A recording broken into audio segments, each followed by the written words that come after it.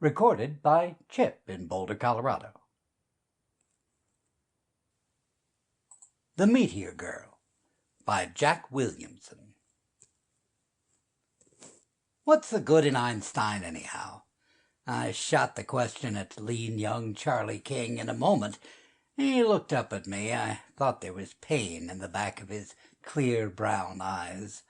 Lips closed in a thin white line across his wind-tanned face. Nervously, he tapped his pipe on the metal cowling of the Golden Gull's cockpit. I know that space is curved, that there really is no space or time, but only space-time, that electricity and gravitation and magnetism are all the same, but how is that going to pay my grocery bill? Or yours? That's what Virginia wants to know.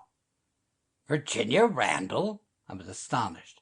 Why, I thought, I know, we've been engaged a year. But she's called it off. Charlie looked into my eyes for a long minute, his lips still compressed.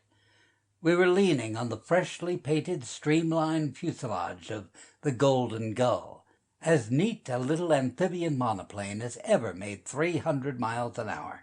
She stood on the glistening white sand of our private landing field on the eastern Florida coast. Below us, the green Atlantic was running in white foam on the rocks.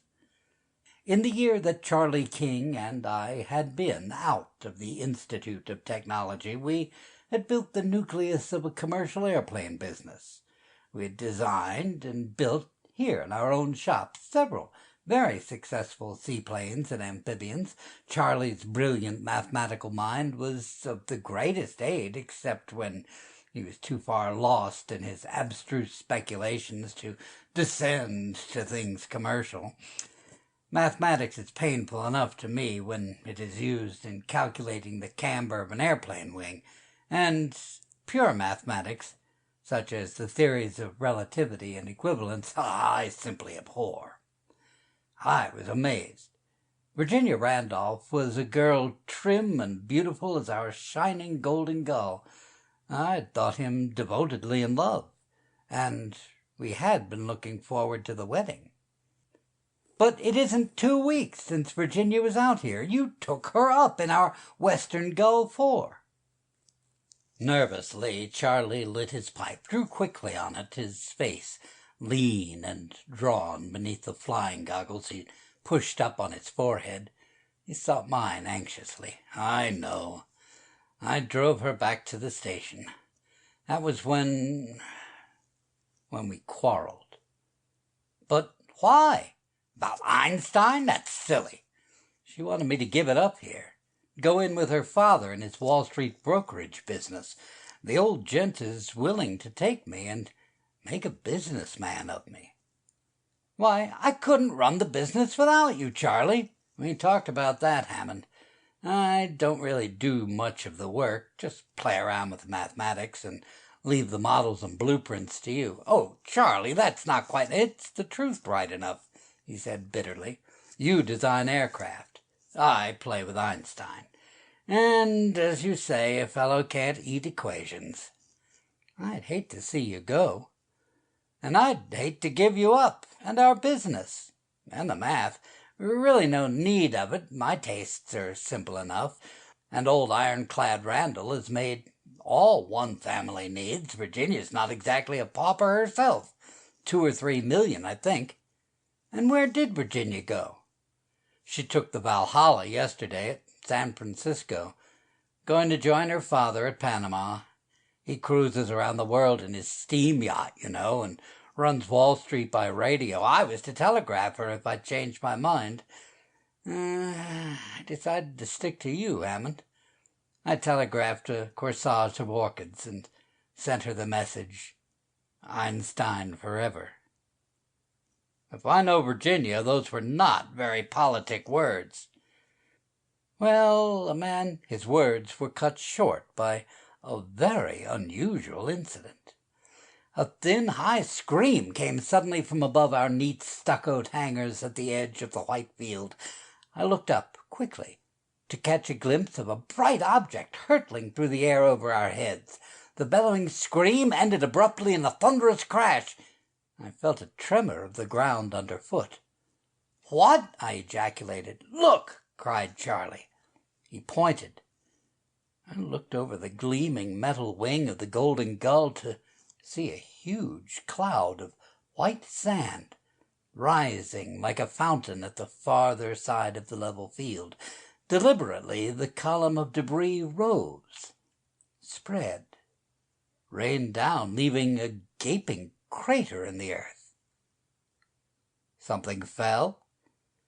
It sounded like a shell from a big gun, except that it didn't explode.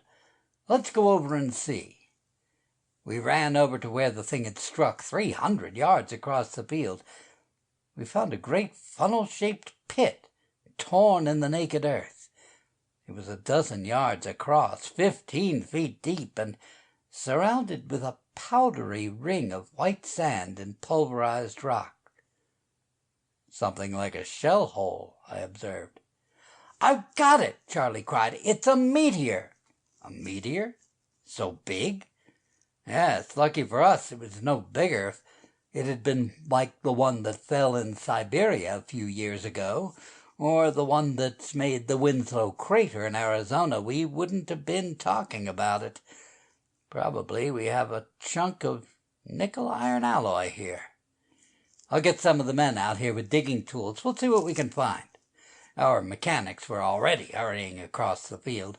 I shouted at them to bring picks and shovels, and in a few minutes 5 of us were at work throwing sand and shattered rock out of the pit. Suddenly I noticed a curious thing. A pale bluish mist hung in the bottom of the pit. It was easily transparent, no denser than tobacco smoke. Passing my spade through it did not seem to disturb it in the least. I rubbed my eyes doubtfully and said to Charlie, "Do you see a sort of blue haze in the pit?" He peered. No, yes, I do. Funny thing. Kind of a blue fog. And the tools cut right through it without moving it. Queer. Must have something to do with the meteor." He was very excited. We dug more eagerly. An hour later we had opened the hole to a depth of 20 feet.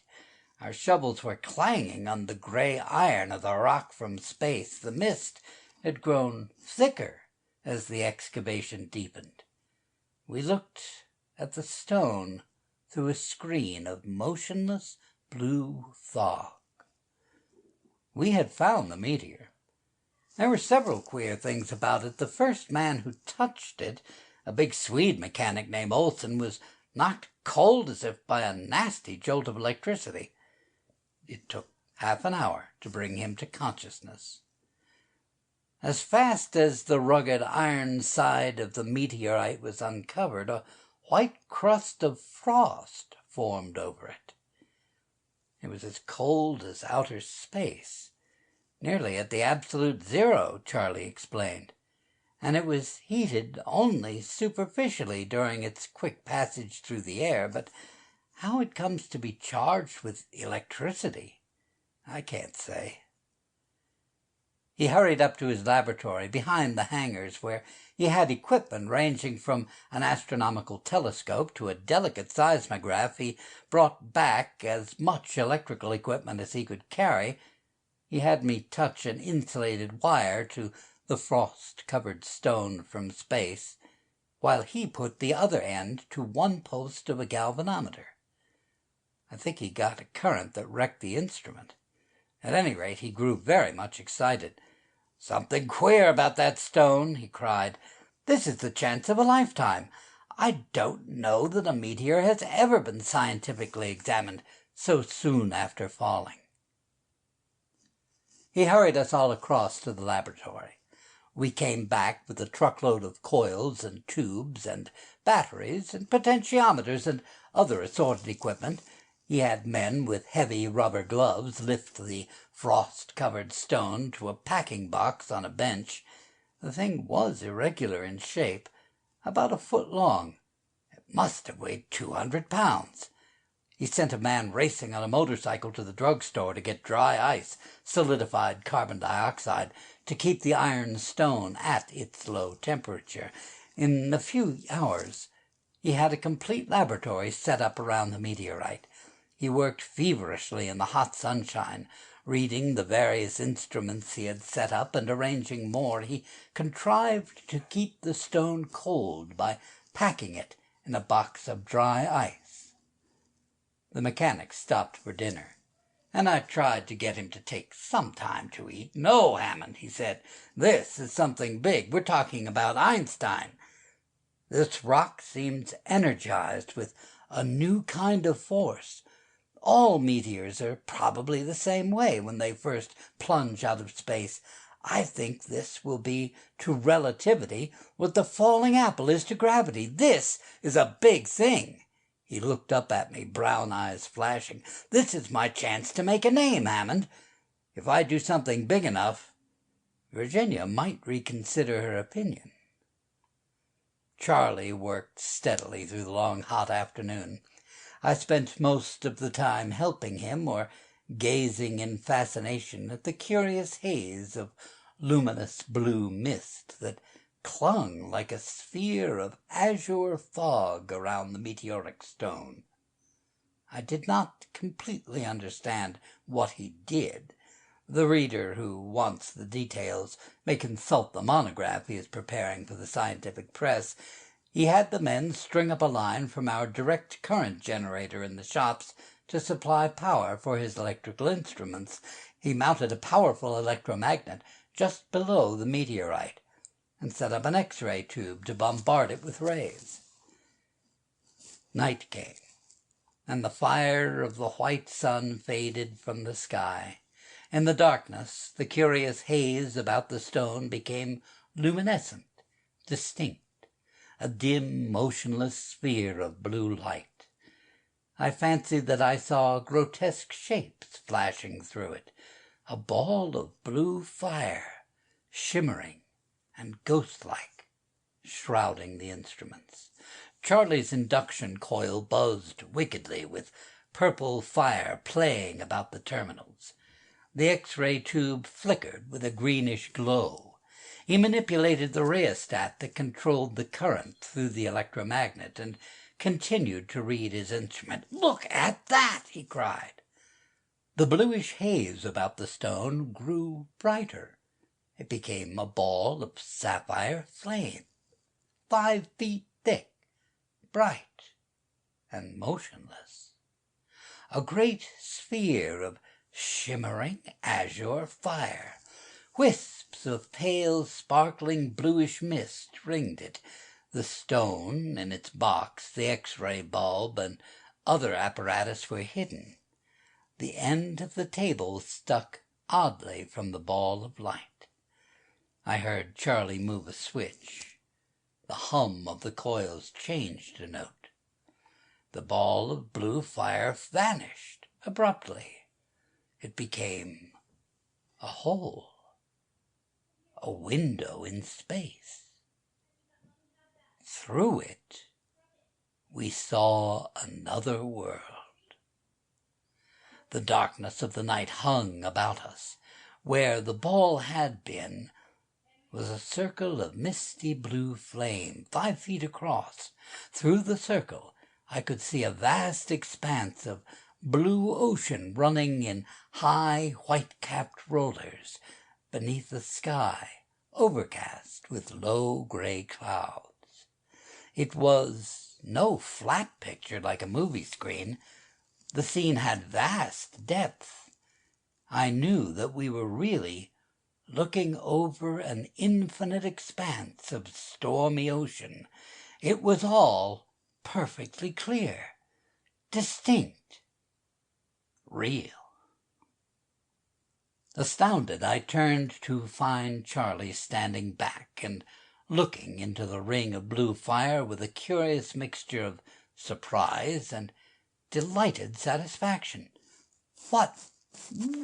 I gasped. "It's amazing. Wonderful. More than I dared hope for. the complete vindication of my theory. If Virginia cares for scientific reputation, but what is it? It's hard to explain without mathematical language. You might say that we are looking through a hole in space. The new force in the meteorite, amplified by the X-rays and the magnetic field, is causing a distortion of the space-time coordinates. You know that a gravitational field bends light. The light of a star is deflected in passing the sun. The field of this meteorite bends light through space-time, through the four-dimensional continuum. That scrap of ocean we can see might be on the other side of the Earth. I walked around the circle of luminous smoke, with the marvelous picture in the center. It seemed that the windows swung with me. I surveyed the whole angry surface of that slate-gray, storm-beaten sea to the misty horizon. Nowhere was it broken by land or ship. Charlie fell to adjusting his rheostat and switches. It seemed that the gray ocean moved swiftly beyond the window. Vast stretches of it raced below our eyes. Faint black stains of steamer smoke appeared against the blue-gray horizon and swept past. Then land appeared, a long green-gray line. We had a flash of a long coast that unreeled in endless panorama before us. It was such a view as one might get from a swift airplane, a plane passing at thousands of miles an hour. The Golden Gate flashed before us, with the familiar skyline of San Francisco rising on the hills behind it. "San Francisco!" Charlie cried. "This is the Pacific we've been seeing. Let's find the Valhalla. We might be able to see Virginia." The coastline vanished as he manipulated the instruments. Staring into the circle of shining blue mist, I saw the endless ocean racing below us again. We picked up a pleasure yacht, running under bare poles. "I didn't know there was such a storm on," Charlie murmured. Other vessels swam below us, laboring against heavy seas. Then we looked upon an ocean whipped into mighty white-crowned waves. Rain beat down in sheets from low, dense clouds. Vivid violet lightnings flashed before us. It seemed very strange to see such lightning and hear not the faintest whisper of thunder, but no sound came from anything we saw through the blue-rimmed window in space. "I hope the Valhalla isn't in weather like this," cried Charlie. In a few minutes, a dark form loomed through the wind-riven mist. Swiftly it swam nearer. It became a black ship. "Only a tramp," Charlie said, breathing a sigh of relief. It was a dingy tramp steamer, her superstructure wrecked. Her fires seemed dead. She lay across the wind, rolling sluggishly, threatening to sink with every monstrous wave. We saw no living person upon her. She seemed a sinking derelict. We made out the name Roma on her side. Charlie moved his dials again. In a few minutes, the slender prow of another great steamer came through the sheets of rain. It was evidently a passenger vessel. She seemed limping along, half-wrecked, with mighty waves breaking over her tail. Charlie grew white with alarm. "The Valhalla!" he gasped. "And she's headed straight for that wreck." In a moment, as he brought the liner closer below our blue-rimmed window, I, too, made out the name. The wet, glistening decks were almost deserted. Here and there, a man struggled futilely against the force of the storm. In a few minutes, the drifting wreck of the Roma came into our view, dead ahead of the limping liner. Through the mist and falling rain, the derelict could not have been in sight of the lookout of the passenger vessel until she was almost upon it. We saw a white burst of steam as the siren was blown. We watched the desperate effort of the liner to check her way, to come about, but it was too much for the already crippled ship. Charlie cried out as a mighty wave drove the Valhalla down upon the sluggishly drifting wreck. All that mad scene that ensued was strangely silent. We heard no crash when the collision occurred, heard no screams or shouts while the mob of desperate white-faced passengers were fighting their way to the deck. The vain struggle to launch the boats was like a silent movie. One boat was splintered while being lowered. Another, already filled with passengers, was lifted by a great wave and crushed against the side of the ship. Only shivered wood and red foam were left. The ship listed so rapidly that the boats on the lee side were useless. It was impossible to launch the others in that terrible lashing sea. "Virginia can swim," Charlie said hopefully. "You know, she tried the Channel last year. Nearly made it, too." He stopped to watch the terrible scene in white-faced, anxious silence. The tramp went down before the steamer, drawing fragments of wrecked boats after it. The liner was evidently sinking rapidly. We saw dozens of hopeless, panic-stricken passengers diving off the lee side, trying to swim off far enough to avoid the tremendous suction. Then, with a curious deliberation, the bow of the Valhalla dipped under green water. Her stern rose in the air until the ship stood almost perpendicular. She slipped quickly down, out of sight. Only a few swimming humans and the wrecks of a few boats were left on the rough gray sea. Charlie fumbled nervously with his dials, trying to get the scene near enough that we could see the identity of the struggling swimmers. A long boat, which must have been swept below by the suction of the ship, came plunging above the surface. Upside down, it drifted swiftly among the swimmers, who struggled to reach it. I saw one person, evidently a girl, grasp it and drag herself upon it. It swept on, past the few others still struggling. The wrecked boat with the girl upon it seemed coming swiftly toward our blue-rimmed window. In a few minutes I saw something familiar about her. "It's Virginia!" Charlie cried. "God, we've got to save her somehow!" The long rollers drove the overturned boat swiftly along. Virginia Randall clung desperately to it, deluged in foam, whipped with flying spray, the wild wind tearing at her. About us the clear, still night was deepening. The air was warm and still. The hot stars shone steadily. Quiet, lighted houses were in sight above the beach. It was very strange to look through the fire-rimmed circle, to see a girl struggling for life, clinging to a wrecked boat in a stormy sea.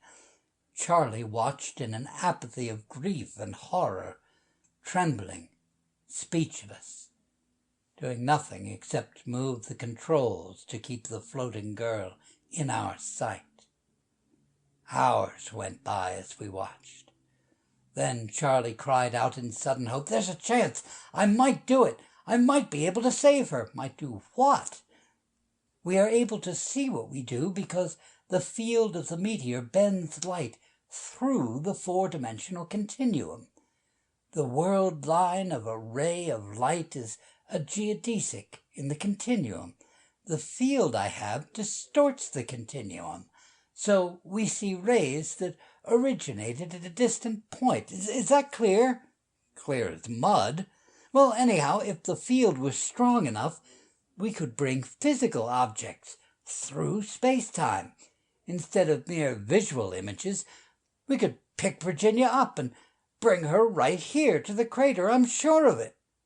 You mean you could move a girl through some 4,000 or 5,000 miles of space?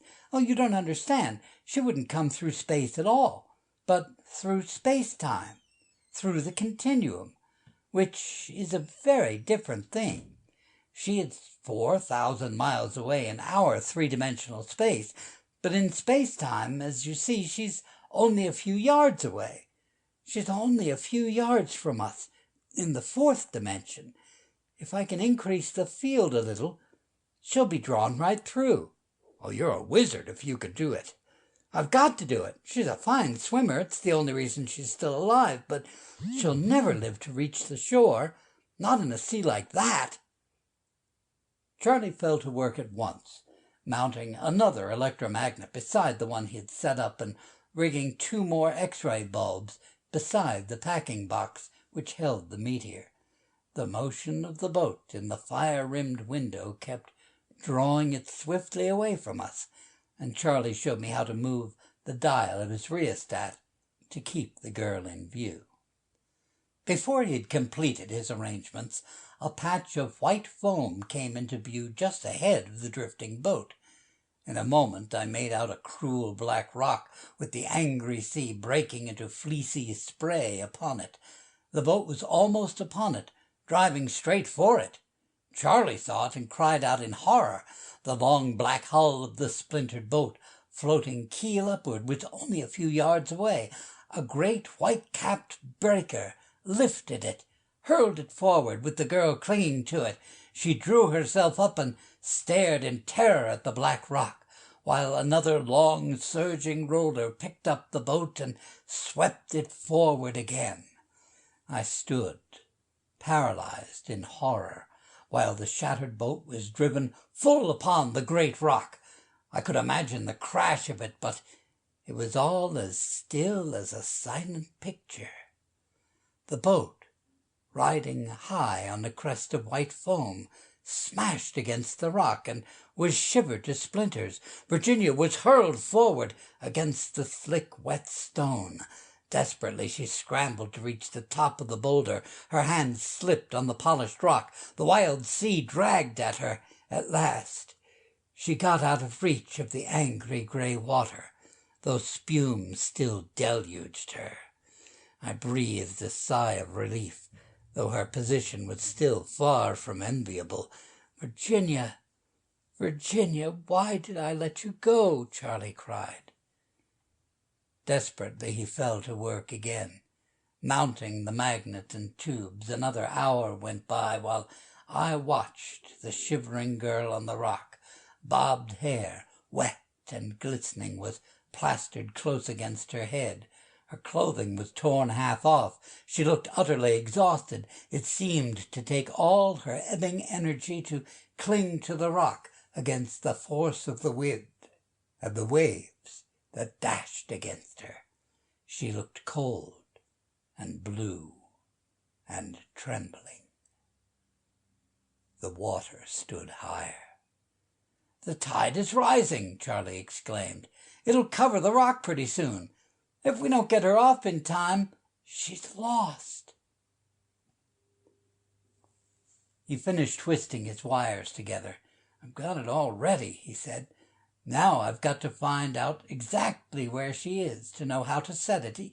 Even then it's fearfully uncertain. I hate to try it, but it's the only chance." "You can find out?" "Yes, from the spectral shift and the other factors. I'll have to get some other apparatus." He ran up to the laboratory across the level field that lay black beneath the stars. He came back, panting, with spectrometer, terrestrial globe, and other articles. "The tide is higher," he cried, as he looked through the blue-rimmed circle at the girl on the rock. "She'll be swept off before long." He mounted the spectrometer and fell to work with a will, taking observations through the telescope, adjusting prisms and diffraction gratings, reading electrometers and other apparatus, and stopping to make intricate calculations. I helped him when I could, or stared through the ring of shining blue mist, where I could see the waves breaking higher about the exhausted girl who clung to the rock. Clouds of wind-whipped spray often hid her from sight. I knew that she would not have the strength to hold on much longer against the force of the rising sea. Although driven almost to distraction by the horror of her predicament, he worked with a cool, swift efficiency. Only the pale, anxiety-drawn expression of his face showed how great was the strain. He finished the last spectrometer observation, snatched out a pad, and fell to figuring furiously. "Something queer here," he said presently, frowning. "A shift of the spectrum that I can't explain by distortion through three-dimensional space alone. I don't understand it." We stared at the chilled and trembling girl on the rock. "I'm almost afraid to try it. What if something went wrong?" He turned to the terrestrial globe he had brought down and traced a line over it. He made a quick calculation on his pad and made a fine dot on the globe with the pencil point. "Here she is, on a rock some miles off Point Eugenia, off the coast of the Mexican state of Lower California. Most lonely spot in the world. No chance for a rescue. We must—" "By God!" he screamed in sudden horror. "Look!" I looked through the blue-ringed window and saw the girl. Green water was surging about her waist. It seemed that each wave almost tore her off, and then I saw that she was struggling with something. A great, coiling tentacle, black and leathery and glistening, was thrust up out of the green water. It wavered deliberately through the air and grasped at the girl. She seemed to scream, although we could hear nothing. She beat at the monster, weakly, vainly. "She's gone," cried Charlie. "An octopus," I said, "a giant cuttlefish." Virginia made a sudden, fierce effort. With a strength I had not thought her chilled limbs possess, she tore away from that dreadful creature and climbed higher on the rock. But still a hideous black tentacle clung about her ankle, tugging at her, drawing her back, despite her desperate struggle to break free. "I've got to try it," Charlie said, determination flashing in his eyes. "It's a chance." He closed a switch. His new coils sung out over the old one. X-ray tubes flickered beside the blue fire that ringed the window. He adjusted his rheostats and closed the circuit through the new magnet. A curtain of blue flame was drawn quickly between us and the round, fire-rimmed window. A huge ball of fire hung about the meteorite and the instruments. For minutes it hung there while Charlie, perspiring, worked desperately with the apparatus. Then it expanded, became huge. It exploded noiselessly in a great flash of sapphire flame and then vanished completely. Meteor, bench, and apparatus were gone. In the light of the stars, we could make out the huge crater the meteorite had torn, with a few odds and ends of equipment scattered about it, but all the apparatus Charlie had set up, connected with the meteoric stone, had disappeared. He was dumbfounded, staggered with disappointment. "Virginia! Virginia!" he called out in a helpless tone. "No, she isn't here. It didn't draw her through. I've failed, and we can't even see her anymore." Desperately, I searched for consolation for him. "Maybe the octopus won't hurt her," I offered. "They say that most of the stories of their ferocity are somewhat exaggerated." "If that monster didn't get her, the tide will," he said bitterly. "I've made a miserable failure of it, and I don't know why. I can't understand it." Apathetically, he picked up his pad and held it in the light of his electric lantern. Oh, there's something funny about this equation. The shift of the spectrum lines can't be accounted for by distortion through space alone. With a wrinkled brow, he stared for many minutes at the bit of paper he held in the white circle of light. Suddenly he seized a pencil and figured rapidly. I have it! The light was bent through time! I should have recognized these space-time coordinates. He calculated again. Yes, the scene we saw in that circle of light was distant from us not only in space but in time. The Valhalla probably hasn't sunk yet at all. We're looking into the future. But how can that be? Seeing things before they happen? I have the profoundest respect for Charlie King's mathematical genius. But when he said that, I was frankly incredulous. Space and time are only relative terms.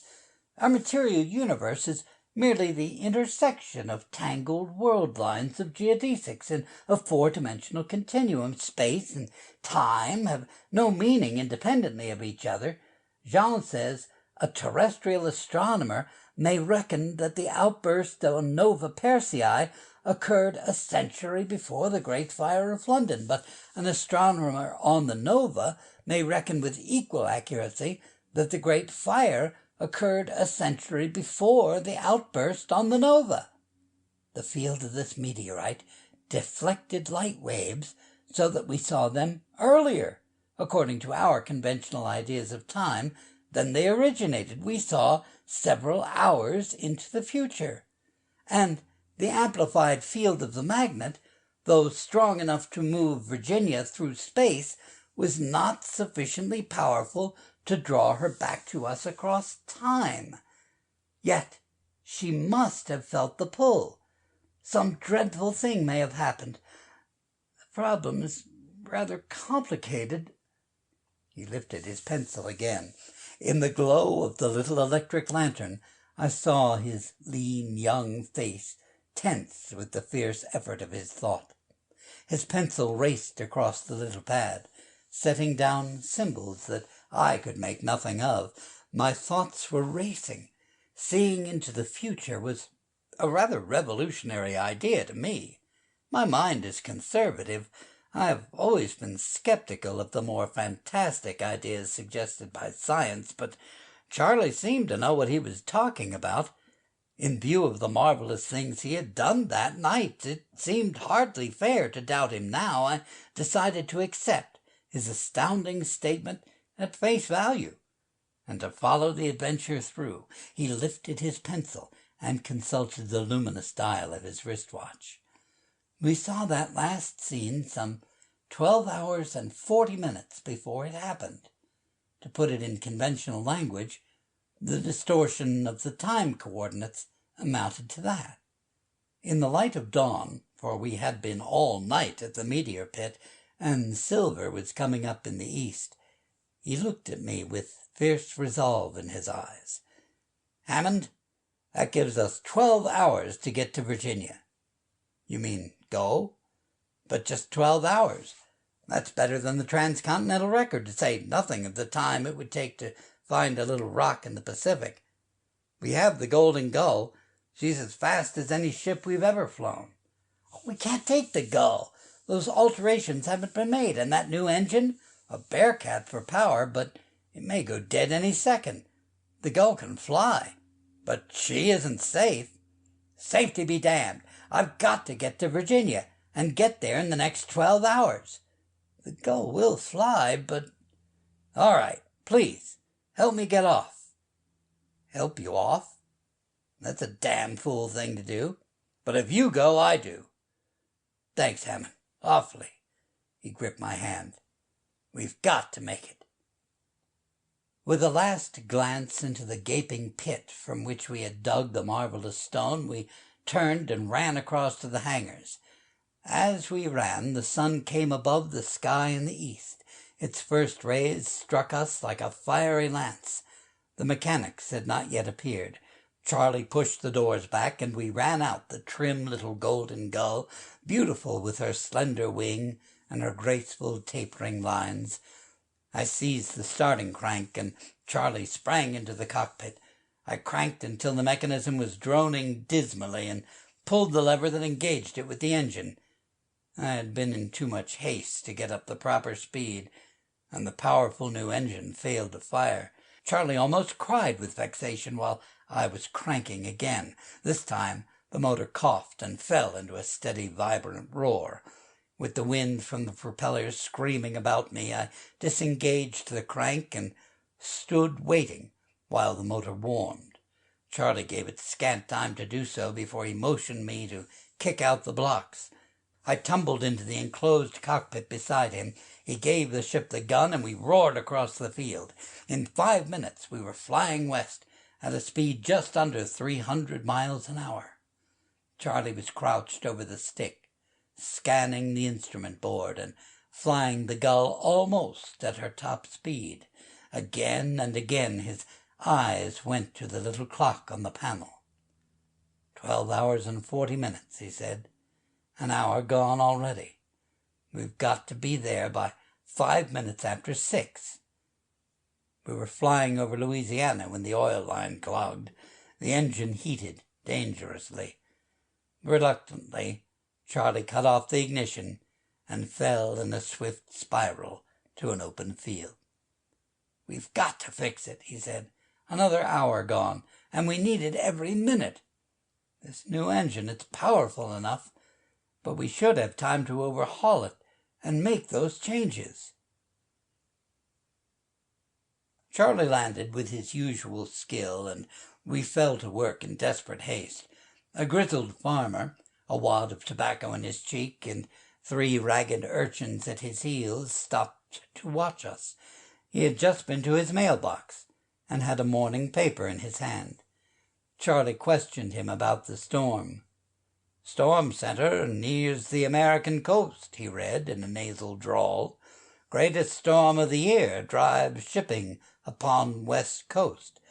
6 vessels reported lost. SS Valhalla disabled. Sends SOS. 1,000 lives are the estimated toll tonight in the most terrific storm of the year, which is sweeping toward the Pacific coast, driving all shipping before it. Radiograms from the Valhalla at 5 p.m. report she is disabled and in danger. It is doubtful that rescue vessels can reach her through the storm." We got that engine repaired, took off again.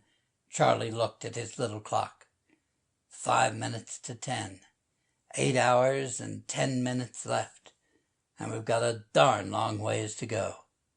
We had to stop in San Antonio, Texas, to replenish gasoline and oil. 10 minutes lost, Charlie complained, as we took off.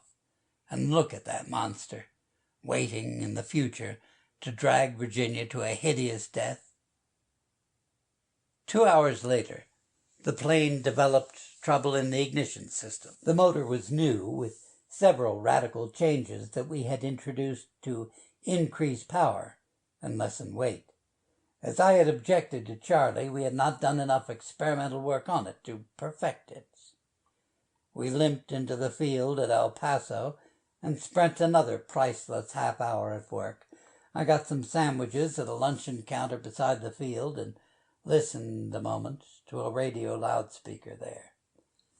"Many thousands are dead," came the crisp, metallic voice of the announcer, "as a result of the storm now raging on the Pacific coast, the worst in several years. The storm center is spending its force on the coastal regions today. Millions of dollars in damage are reported in cities from San Francisco to Manzanillo, Mexico. The greatest disaster of the storm is the loss of the passenger liner Valhalla of the Red Star Line. It is believed to have collided with the abandoned hulk of an Italian-owned tramp freighter, the Roma, which was left by its crew yesterday in a sinking condition. Radiograms from the liner ceased 3 hours ago, when she was said to be sinking. The officers doubted that her boats could be launched in such a sea. I waited to hear no more. Charlie checked out our route while we were stopped, and we took off. We crossed the Rio Grande and flew across the rocky, brush-scattered hills of Mexico in a direct line for the rock in the sea. If anything happens so we have to land again, well, that's just too bad, Charlie said grimly, but we've got to go this way. It's something over 600 miles in a straight line, 15 minutes to 4 now, but we have to average nearly 300 miles an hour to get there. He was silent and intent over his maps and instruments as we flew over the lofty Sierra Madre range and over a long slope down to the Gulf of California. Headwinds beset us as we were over the stretch of blue water, and we flew on into a storm. We had hardly time to make it without the wind against us, said Charlie.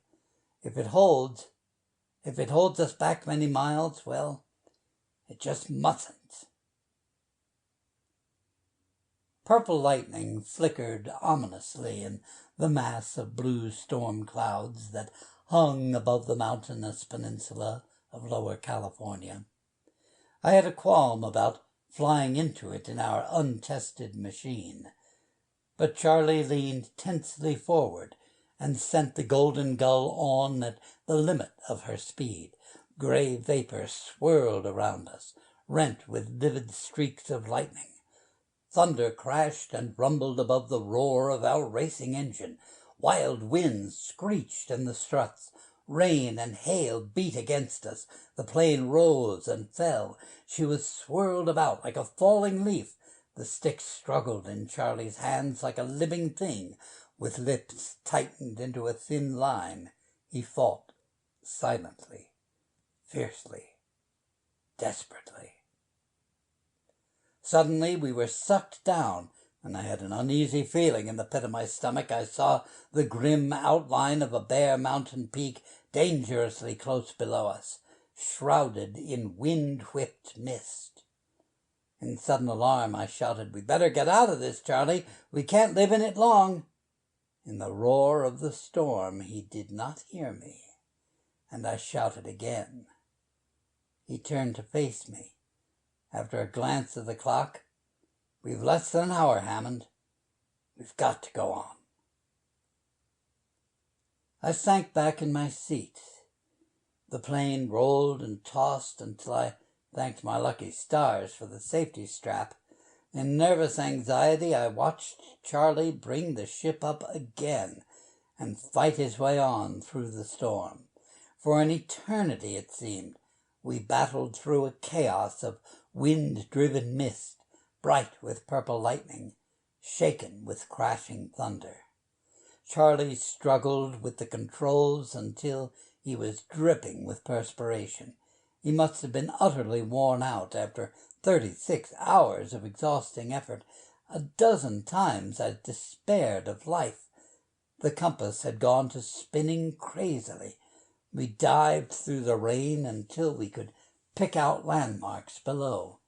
3 times a great bare peak loomed suddenly up ahead of us, and Charlie averted collision only by zooming suddenly upward. Then slate-gray water was beneath us, running in white-crusted mountains. I knew we were at last out over the Pacific. "We've passed Point Eugenia," Charlie said. "It can't be far now, but we only have 15 minutes left. 15 minutes to get to her, before the attraction of the Meteor jerks her away, perhaps to a horrible fate." We flew low over the racing waves. Charlie looked over his charts and made a swift calculation. He changed our course a bit, and we flew on at top speed. We scanned the vast, mad expanse of the sea below the blue-gray clouds. Here and there were lines of white breakers, but nowhere did we see a rock with a girl upon it. Presently, the green outline of an island appeared out of the wild water on our right. "That's Del Tiburon," Charlie said. "We missed the rock." He swung the plane about, and we flew south over the hastening waves. I looked at the little clock. It showed 2 minutes to 6. I turned to Charlie. 7 minutes, he whispered grimly. On and on we flew in a wide circle. The motor roared loud. An endless expanse of racing waves unreeled below us. The little hand crawled round the dial. 1 minute past 6. Only 4 minutes to go. We saw a speck of white foam on the mad grey water. It was miles away, almost on the horizon. We plunged toward it, motor bellowing loud. 5 miles a minute we flew. The white fleck became a black rock, smothered in snowy foam. On we swept, over the rock, with bullet-like speed. As we plunged by, I saw Virginia's slender form, tattered, brine-soaked, struggling in the hideous tentacles of the monster octopus. It was the same terrible scene that we had viewed through the amazing phenomenon of distortion of light through space-time 4,000 miles away and 12 hours before. In a few minutes, the time would come when Charlie had ended our view of the scene by his attempt to draw the girl through the 4th dimension to our apparatus in Florida. What terrible thing might happen then? Charlie brought the ship about so quickly that we were flung against the sides. Down we came toward the mad waves in a swift glide. In sudden apprehension, I dropped my hand on his shoulder. Man, you can't land in a sea like that. It's suicide. Without a word, he shook off my hand and continued our steep glide toward the rock. I drew my breath in apprehension of a crash. I do not blame Charlie for what happened. He is as skillful a pilot as I know. It was a mad freak of the sea that did the thing. The grey waste of mountainous white-crested waves rose swiftly up to meet us, with the rock, with the girl clinging to it, just to our right. The golden gull struck the crest of the wave, buried itself in the foam, plunged down a long slope to the trough. We rose safely to the crest of the oncoming roller, and I saw the black outline of the rock not a dozen yards away. Charlie had landed with all his skill. It was not his fault that the blustering wind caught the ship as she reached the crest of the wave and flung her sideways toward the rock. It is no fault of his that the white-capped mountain of racing green water completed what the wind had begun and hurled the frail plane crashing on the rock. I have a confused memory of the wild plunge at the mercy of the wave, of my despair as I realized that we were being wrecked. I must have been knocked unconscious when we struck. The next I remember, I was opening my eyes to find myself on the rock, Charlie's strong arm on my shoulder. I was soaked with icy brine, and my head was aching from a heavy blow. Virginia, shivering and blue, was perched beside us. I could see no sign of the plane. The mighty sea had swept away what was left of it. Clinging to the lee side of the rock, I saw the black tentacles of the giant octopus, waiting for a wave to dash us to its mercy. "All right, Hammond?" Charlie inquired anxiously. "I'm afraid you got a pretty nasty bump on the head.